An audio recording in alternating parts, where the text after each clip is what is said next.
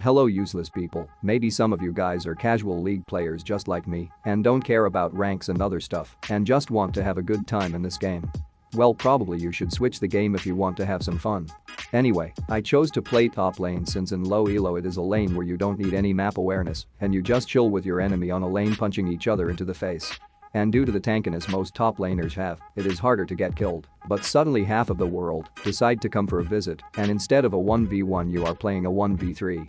Or you have to play against a mastery level 7 Aurelia that claps you so hard you can be sure that after 15 minutes the surrender box pops up and you just commit to click OK. To solve this problem I had to find a champ who is easy to play and also grant you some fun.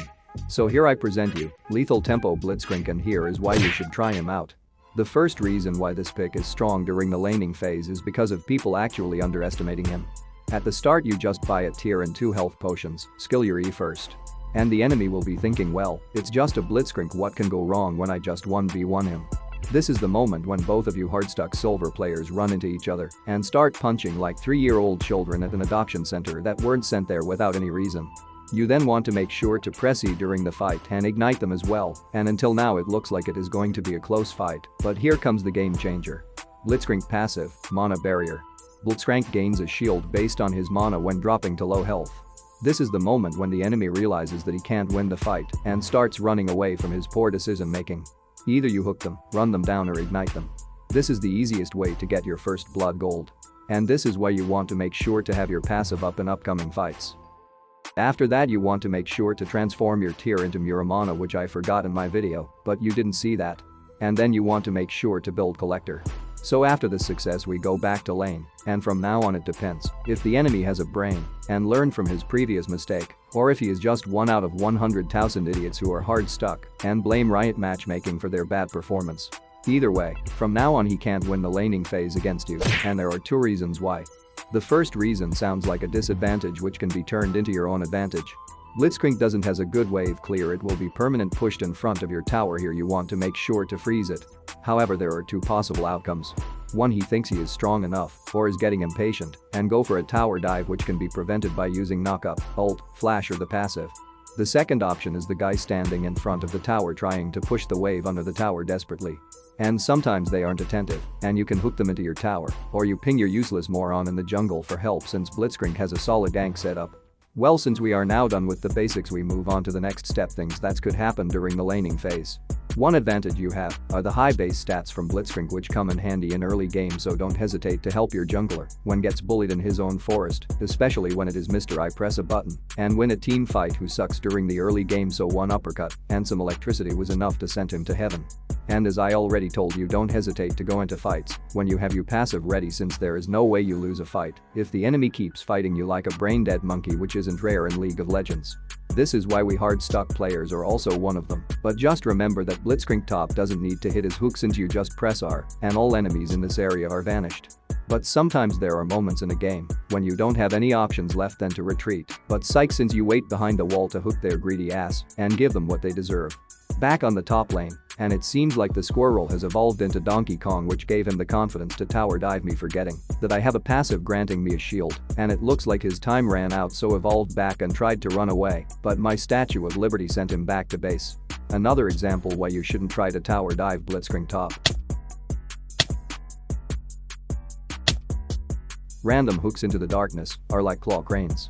Sometimes there is a gift at the end of the claw like this Lux, but my greedy buck reacted faster than me and got to 300 gold. The WWE fighter and the Kane were destroying my turret with a beetle they probably adopted from the jungle, so we told them to fuck off and punched him right into his balls. The Kane hid inside of me, but we knew he can't stay there forever, and the WWE fighter was about to leave the party without paying the bills, so I hooked him back.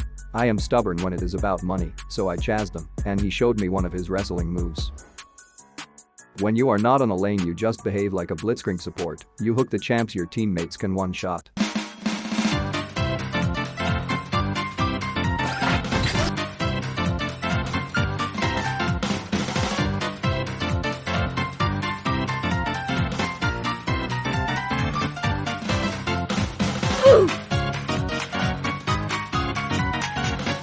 And here's some advice. Never hook a man with a lamp and a house cat adapted to it.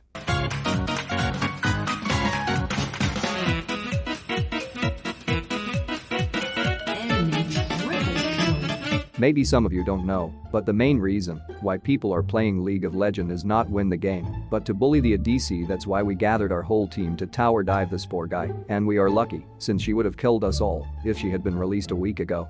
A rail atop, perfect, now it's time to take revenge. Knock up, hook.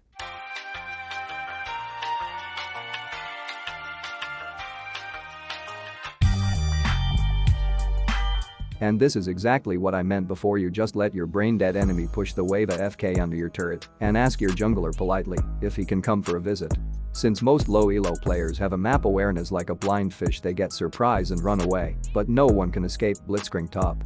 This pick is really effective against Aurelia players since they aren't used to lose during the laning phase with their broken kid. And here you can witness one trying to outplay me, but pressing my 4 skill buttons and letting my passive proc was enough to win this fight.